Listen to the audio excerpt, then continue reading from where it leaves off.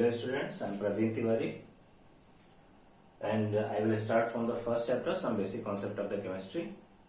अभी आपको इसके पहले जो सिलेबस का वीडियो मैंने सेंड करा है उसमें आपको मैंने केमिस्ट्री की डेफिनेशन के बारे में थोड़ी सी बातें बताई थी, बट अभी मैं फिर से स्टार्ट कर दे रहा हूँ, शुरू कर दे रहा हूँ स्टार्टिंग से ही। तो चैप्टर का नेम क्या है हमारा? Some basic concept of chemistry. तो इसमें सबसे पहले हम पढ़ेंगे केमिस्ट्री की डेफिनेशन क्या है और इसका डे टू डे लाइफ में इंपॉर्टेंस क्या है। तो केमिस्ट्री में आपको बताया था कि भी पिछली क्लास में 10th में या 9th में आपने देखा था कि केमिस्ट्री सब्जेक्ट साइंस के एक पोर्शन के फॉर्म में हमें मिला था। साइंस का जो सब्जेक्ट था वो 3 पोर्शंस में डिवाइडेड था, फिजिक्स, केमिस्ट्री एंड बायोलॉजी। तो केमिस्ट्री क्या हुआ? ब्रांच ऑफ साइंस, कोई डाउट नहीं रहेगा, chemistry is a branch of science. और आपने 9th क्लास में जहां से केमिस्ट्री को पढ़ना साइंस में आपने स्टार्ट करा था, वहां पे फर्स्ट चैप्टर 9th में आपका था मैटर इज अराउंड अस। तो हमने जहां से स्टार्ट करा था मैटर के बारे में पढ़ना शुरू करा था।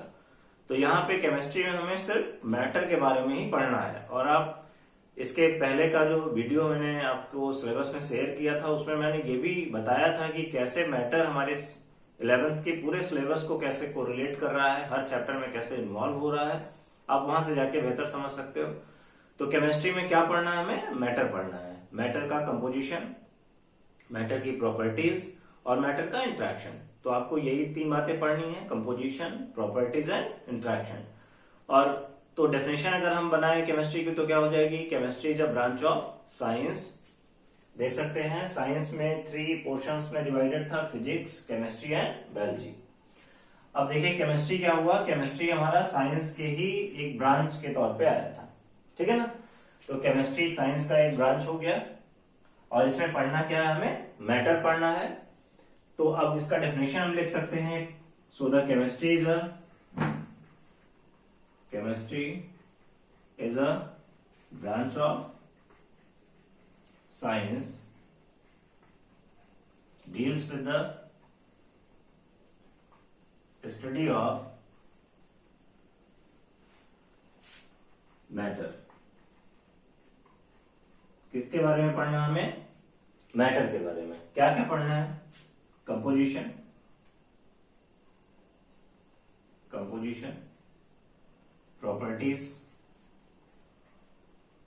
Properties and interaction of matter. तो अब याद रहेगा आपको कि chemistry is a branch of science that deals with the study of matter, composition, properties and interaction of matter. और मैटर क्या होता है? आपने पढ़ा था कि matter is made up from the atom and molecules. तो मैटर किससे बना है? एटम से बना है और मॉलिक्यूल से बना है। यहाँ पे कंफ्यूज मत करिएगा कि एटम और मॉलिक्यूल कह रहा हूं, अभी आगे बताऊंगा कि क्यों मैं ऐसा बोल रहा हूं कि मैटर एटम और मॉलिक्यूल से बना होता है। तो matter is made up from the atom and molecules. इसका मतलब अगर इसी डेफिनेशन को हम चेंज करना चाहें तो इस मैटर को रिप्लेस करके इसकी जगह पे हम एटम और मॉलिक्यूल्स को भी ला सकते हैं। तो दूसरी डेफिनेशन बन जाएगी। कैसे बनेगी देखिए। सो you can write the second definition, that is chemistry is a branch of science that deals with the study of atom and molecules. Deals with the study of atom and molecules. क्या क्या पढ़ेंगे? Composition, properties and interaction. कोई दिक्कत नहीं है, 2 definition बन चुकी है आपकी। Chemistry is a branch of science that deals with the study of atom and molecules, composition, structure and matter and interaction of matter. अब जो इसके बाद का नेक्स्ट टॉपिक है वो है इंपॉर्टेंस ऑफ केमिस्ट्री। अब इंपॉर्टेंस बताते समय मैं आपको पहले ये बता दूं कि केमिस्ट्री का जो इंपॉर्टेंस है वो इतना बड़ा है और हर एरिया में है ऑलमोस्ट, चाहे आप उसको डे टू डे लाइफ में इस्तेमाल कर रहे हैं जो सब्सटेंस, उसकी बात करें जैसे मेडिसिन में या कॉस्मेटिक्स में या एग्रीकल्चर में या न्यूक्लियर एनर्जी में या आप कहीं भी किसी फील्ड में जाएंगे तो वहां पे केमिस्ट्री का कुछ ना कुछ आपको रोल मिलेगा। और अभी जो एक कोविड-19 जो चल रहा है इस समय, आप उसमें देखो तो सबसे ज्यादा इंपॉर्टेंट रोल केमिस्ट्री के केमिकल्स प्ले कर रहे हैं। हम कुछ ऐसे केमिकल्स के नेम आपको बताएंगे अभी जिनका यूज हो रहा है और पूरे वर्ल्ड में हो रहा है। अभी एक मेडिसिन का नेम बताते हैं, केमिकल का नेम बताते हैं, जिसको आप सभी ने न्यूज चैनल्स में, न्यूज़पेपर में बहुत ज्यादा सुना होगा।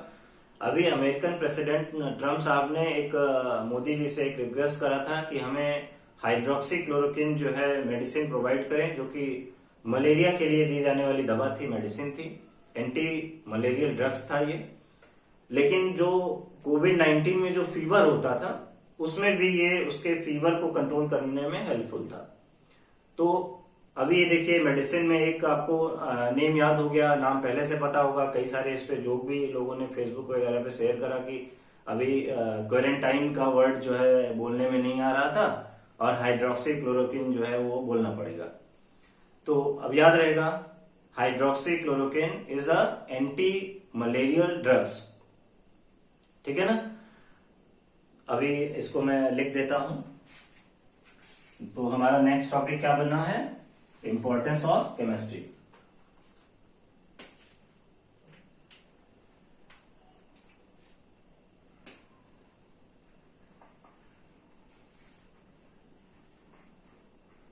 Importance of chemistry. और इसमें मैं कुछ ऐसी इंटरेस्टिंग बातें बताऊंगा, जैसे भी आप घर पे हो कोविड-19 की वजह से, तो घर पे कुछ ऐसे केमिकल्स आपके पड़े हुए हैं जो कॉपी में लिख के नंबर आएंगे जिनसे, बट अभी तक हम जानते नहीं थे, ध्यान नहीं देते थे। तो अभी मैं आपको सिखाऊंगा कि केमिस्ट्री पढ़ने के लिए कैसे अपने सराउंडिंग को पढ़ना पड़ेगा। यहाँ से अब देखो माइंड का सेटअप चेंज होना होगा कि जैसे 9th-10th में पढ़ते थे, रट लेते थे, समझ में आता था, नहीं आता था, बट अभी मैं सिखाऊंगा कि कैसे अपनी सराउंडिंग से आप केमिस्ट्री को निकाल के अपनी कॉपी में ले आओगे। ये जब समझ जाओगे तो बेहतर तरीके से आप समझ भी पाओगे, लिख पाओगे। अभी देखो एक नाम मैंने बताया जिसको आप न्यूज़पेपर में, न्यूज चैनल्स पे सुना था आपने, क्या नाम था, हाइड्रोक्सी। ये क्या है, used as anti malarial drug. याद रहेगा नेम आपको, हाइड्रोक्सी क्लोरोक्विन। और एक नाम बताता हूं जो अभी आपने न्यूज चैनल्स में बहुत सुना हुआ है इस समय। आपने देखा कि कई जगहों पे अभी न्यूज चैनल्स में दिखा रहे हैं कि सैनिटाइजिंग टनल्स बनाई गई, कोविड-19 को कंट्रोल करने के लिए सैनिटाइजिंग टनल्स बनाई गई, और उसमें लोग कुछ सेकंड्स के लिए जाते हैं, बाहर आते हैं और सैनिटाइज हो जाते हैं। और इसमें जो केमिकल इस्तेमाल किया जा रहा है, उस केमिकल का नाम भी आपने सुना होगा न्यूज चैनल्स में, उसका नाम है sodium hypochlorite solution used as disinfectant, sanitizer।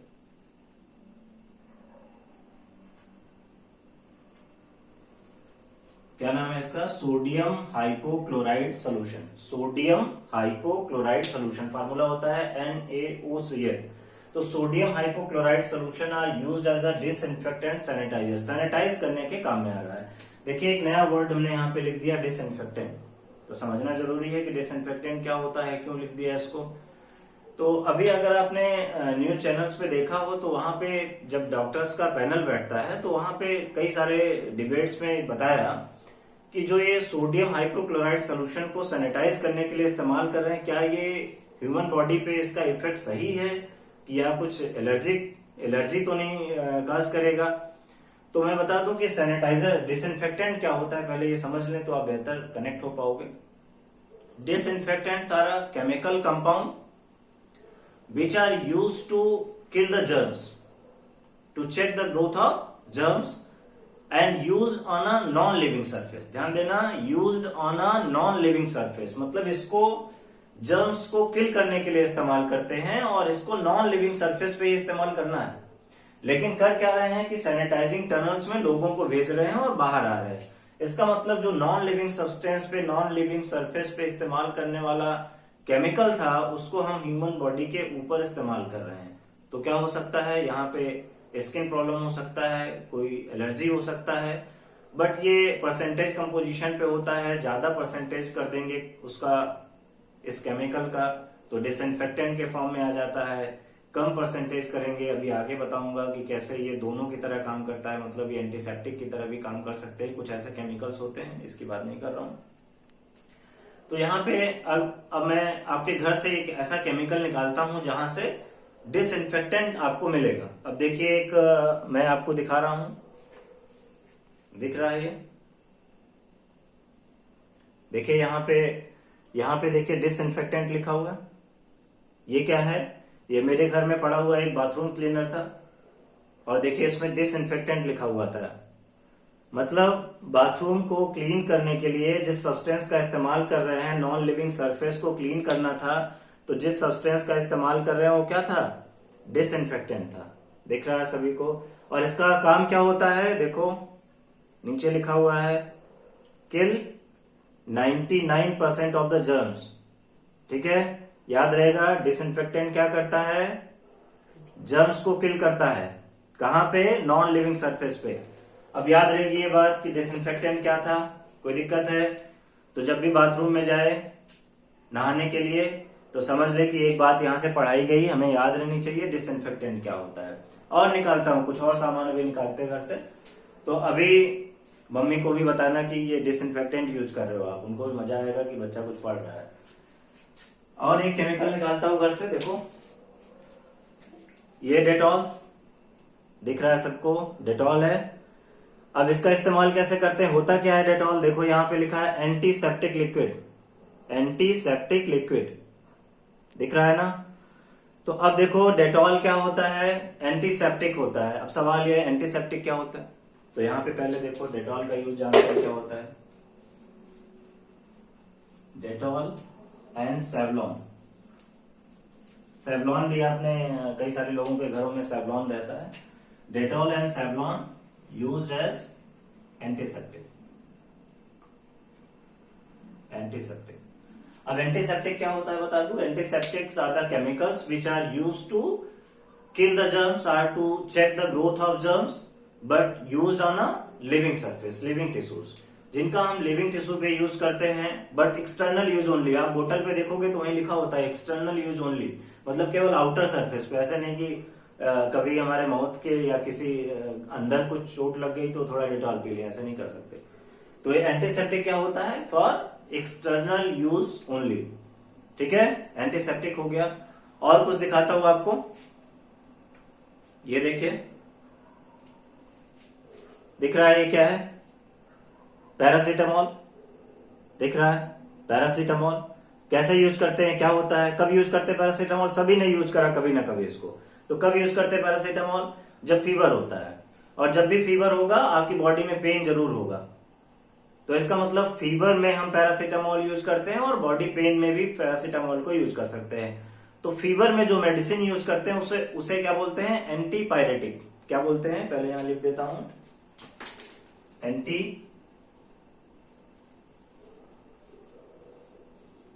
Antipyretic. ये फीवर में यूज होने वाली दवा है। और दूसरी मेडिसिन जो लिखता हूं उसका नाम है एनाल्जेसिक, एनाल्जेसिक्स। ये फीवर को कंट्रोल करने में यूज होने वाली मेडिसिन है और ये पेन को कंट्रोल करने के लिए यूज होने वाली मेडिसिन है, मतलब ये पेन किलर है। और ये क्या है? हाई टेम्परेचर को कंट्रोल करने के लिए इस्तेमाल की जाती है। अब ये दोनों नाम देखिए आपके हर पैरासीटामोल की बोतल पे लिखा हुआ मिलेगा, दिख रहा है? देखिए यहां पे लिखा हुआ है एंटीपायरेटिक एंड एनाल्जेसिक, दिख रहा है ना। तो ये आप अगर कोई सस्पेंशन है तब भी देख सकते हो, और या आप मेडिकल स्टोर पे जाके पैरासीटामोल की एक लीफ ले लो पूरा, और उस पे ये एंटीपायरेटिक और एनाल्जेसिक लिखा हुआ मिलेगा, आप देख सकते हो। ठीक है, और मैं जितने केमिकल्स दिखा रहा हूं इनके साथ आप अपने घरों से पहले इनको निकालिए, और निकाल के इनके साथ एक सेल्फी लीजिए, डिसइंफेक्टेंट के साथ, एंटीपायरेटिक एनाल्जेसिक के साथ, और एंटीसेप्टिक के साथ, और डिओड्रेंट के साथ। डिओड्रेंट में देखिए क्या होता है, और एक दिखाता हूं डिओड्रेंट। ये देखिए डिओड्रेंट में, ये देखिए एक डिओड्रेंट है जो मैं इस्तेमाल करता हूं कभी कभी।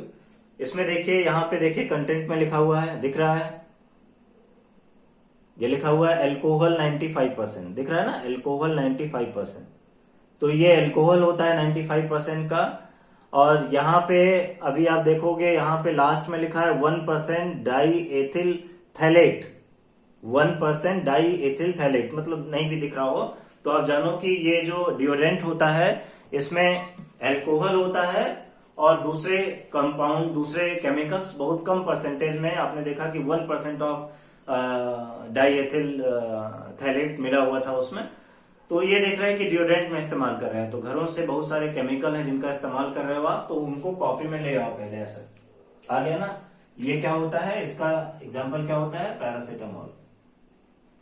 और एक दवा होती है एस्प्रिन, एस्प्रिन भी इस्तेमाल किया होगा। और आप सबसे कॉमन मेडिसिन है पैरासीटामोल। ये सभी के घरों में किसी न किसी फॉर्म में, चाहे सस्पेंशन के फॉर्म में होगा, बच्चों का होगा तो सस्पेंशन के फॉर्म, जैसे मैं दिखा रहा था वो मेरे बच्चों के लिए था, वो सस्पेंशन के फॉर्म में था। और एस्प्रिन भी आती है इससे रिलेटेड मेडिसिन। अब कुछ ऐसी मेडिसिन के नाम पढ़ते हैं जो हमारी एनसीईआरटी में दिए हुए हैं। ये समझ गए होंगे आपकी केमिस्ट्री कितना इंपॉर्टेंट है, हमारे इर्द गिर्द में कैसे घूम रहा है केमिस्ट्री। नेक्स्ट देखिए medicine cisplatin, cisplatin and taxol. ये एक ऐसी मेडिसिन है सिस्प्लैटिन एंड टैक्सोल। ये कीमोथेरेपी में इस्तेमाल होती है। कीमोथेरेपी मतलब समझते हो ना, जिनको कैंसर हो जाता है उनके लिए कीमोथेरेपी टेक्निक का, एक थेरेपी की टेक्निक है, उसका इस्तेमाल करते हैं। तो ये कीमोथेरेपी में इस्तेमाल होने वाली दवाएं हैं, मतलब ये कैंसर थेरेपी में यूज होती हैं, यूज फॉर कैंसर थेरेपी। और एक मेडिसिन का, दो मेडिसिन हो गया सिस्प्लैटिन एंड टैक्सोल। नाम याद रखना है, ये पूछा जाता है एग्जाम में क्योंकि ये एनसीईआरटी में दिया हुआ है।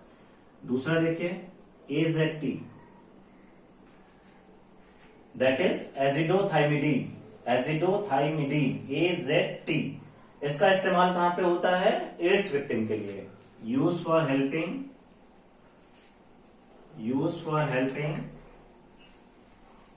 Ads victim, use for helping AIDS victim. AIDS victim के लिए किसका इस्तेमाल करते हैं, एजिडोथाइमिडीन। ठीक है, तो ये दो मेडिसिन के नाम याद रखना। ये तो बात हो गई मेडिसिन की। अब और कुछ बात करते हैं, कुछ दूसरे एरिया में बात करते हैं कि केमिस्ट्री कैसे इंपॉर्टेंट है। हम वही बता रहे हैं अभी जो ज्यादा इंपॉर्टेंट है और जो आपके इर्द गिर्द में सराउंडिंग में है। ऐसे बहुत बड़ा यूज है इसका, तो बहुत ज्यादा हम इस पे नहीं बात कर सकते क्योंकि ये बहुत बड़ा एरिया बन जाएगा बात का। दूसरा देखिए एग्रीकल्चर में, एग्रीकल्चर में देखते हैं कि ये कैसे इस्तेमाल होता है। आपने एक नाम सुना होगा यूरिया का, और आपने नाम सुना होगा अमोनियम सल्फेट का। Urea and ammonium sulphate are used as a fertiliser to increase the production of the crops. क्या करते हैं, यूरिया का इस्तेमाल करते हैं और अमोनियम सल्फेट का, urea and ammonium sulphate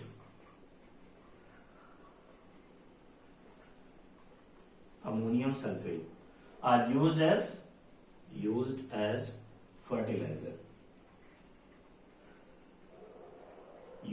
fertilisers. क्या क्या याद रखना है, urea and ammonium sulphate are used as fertilisers. और यहाँ पे बात करूं एग्रीकल्चर में तो एक इसका नाम जरूर सुना होगा आपने, डीडीटी का, डीडीटी एंड गैमेक्सिन।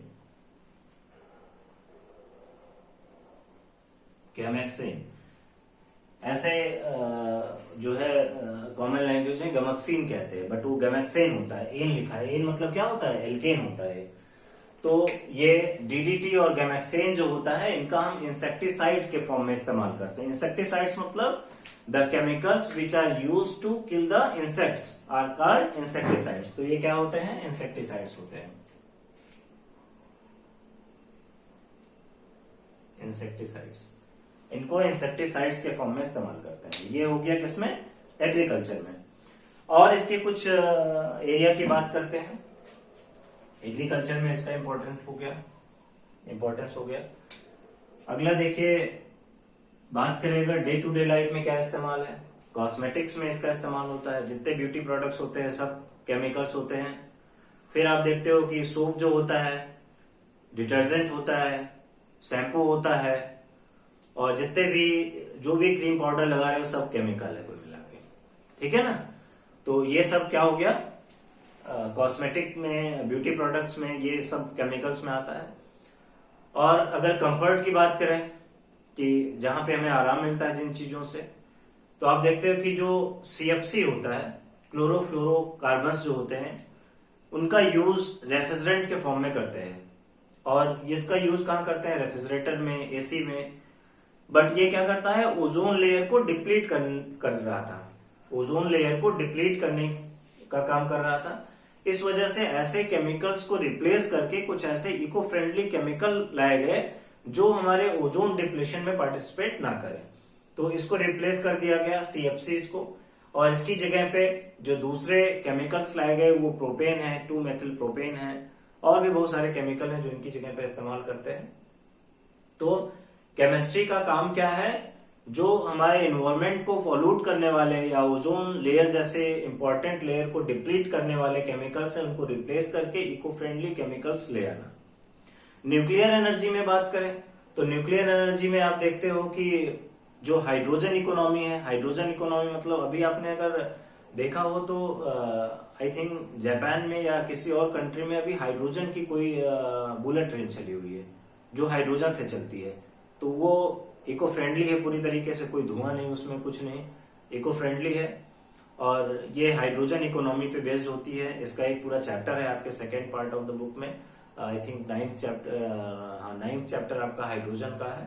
तो वहां पे आपको हाइड्रोजन इकोनॉमी पढ़ाऊंगा कायदे से। तो अभी न्यूक्लियर एनर्जी में बात करें तो अब जो न्यूक्लियर प्लांट लगते हैं, जो एटम बम्स होते हैं, वो सब क्या है, केमिस्ट्री से बनाए हुए हैं। और अगर कुछ और बात करें इस पे, तो केमिस्ट्री का जो रोल है, अगर जैसे आप देखते हो कि जो सल्फर डाइऑक्साइड होता है लिक्विड फॉर्म में, या जो अमोनिया होता है, या क्लोरोफ्लोरोहाइड्रोकार्बन्स होते हैं, इनका हम इस्तेमाल जो होता है इसमें कूल करने में करते हैं, कूलेंट के फॉर्म में, या बोले कि रेफ्रिजरेंट के फॉर्म में किया जाता है। अभी बताया कि CFC करते थे, और भी 2 नाम बताए आपको कि लिक्विड सल्फर डाइऑक्साइड है, अमोनिया है, इसका भी इस्तेमाल करते हैं। तो बहुत बड़ा एरिया है, और आपको मैंने जो इम्पोर्टेंट पार्ट थे उसके बता दिए, इम्पोर्टेंस ऑफ केमिस्ट्री में। अब देखो, इसको क्या करना है कि पहले वीडियो को देखना है, 1 बार 2 बार देखिए, समझ में आए, आता है तो भी बताइए, कुछ नहीं समझ में आता है तब भी आप कमेंट बॉक्स में लिखिए। और एक नोट्स बनाते चलिए। अगर अभी कॉपी अवेलेबल ना हो तो आप क्या करो कि जैसे रफ कॉपी होगा या पुरानी कॉपी होगी, उसमें पेजेस होंगे, तो वहां से कुछ पेज निकाल के और वीडियो देखो और उसी के साथ नोट्स बनाते चलो। जो जो मैं बता रहा हूँ यहाँ लिख भी देता हूँ, तो आप उसी को नोट कर लो, जहां पे हो पॉज कर दे, वहां से लिख लो, फिर वीडियो को कंटिन्यू कर दो। और ये सारे वीडियो यूट्यूब पे पड़े होंगे, तो आपको कोई ये टेंशन लेने की जरूरत नहीं कहाँ सेव करें, कहीं डिलीट ना हो जाए, कुछ ना हो जाए। वहां से जाइए, कंटेंट खोलिए, वहां से देखिए। कमला इंस्टीट्यूट ऑफ चाइल्ड एजुकेशन लोगो देख रहे हो अपने स्कूल का, तो इसको मैंने टैग करके प्रवीण केमिस्ट्री क्लासेस पे मैंने सारे वीडियो अपलोड कर दूंगा, वहां से देखिए और कमेंट करिए। जो भी प्रॉब्लम हो तुरंत मुझे फोन करिए या मैसेज करिए, व्हाट्सएप करिए, और अपनी प्रॉब्लम को सॉर्ट आउट करिए। देखो, थोड़ा सा आपको घबराना नहीं है। 9th-10th में अगर नहीं भी पढ़ा था, जैसे बहुत सारे बच्चे सीरियस नहीं लेते 9th-10th में, तो नहीं पढ़ा था तो कोई दिक्कत नहीं, मैं एकदम इनिशियल से पढ़ा रहा हूँ।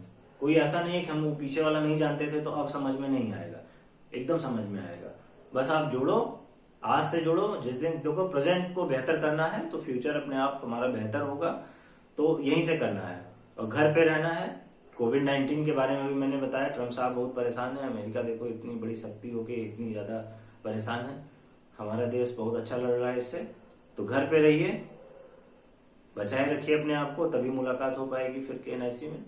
तो फिर मिलना है तो बचाए रखिए अपने आप को, और पढ़ते रहिए लगातार, जिससे आने के बाद ये मत बोलिए सर वो वाला हमने नहीं पढ़ा था, तब ये बहानेबाजी अच्छी नहीं लगेगी, फिर वहां बता दे रहा हूँ। तो आप पढ़ते रहो, और कोई दिक्कत हो तो तुरंत मुझे व्हाट्सएप करो, ग्रुप में करो, जहां भी करो, ठीक है। कोई दिक्कत तो नहीं है। अब जो भी दिक्कत होगी बताइएगा। Thank you.